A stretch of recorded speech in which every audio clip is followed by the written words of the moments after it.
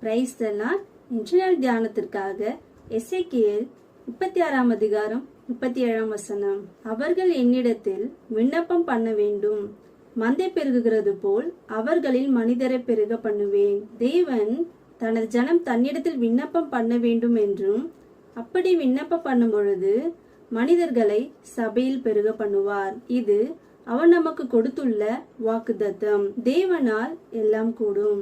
தனது ரத்தத்தை சிந்தி ஆண்டவராகிய இயேசு சபையை உண்டாக்கினார்.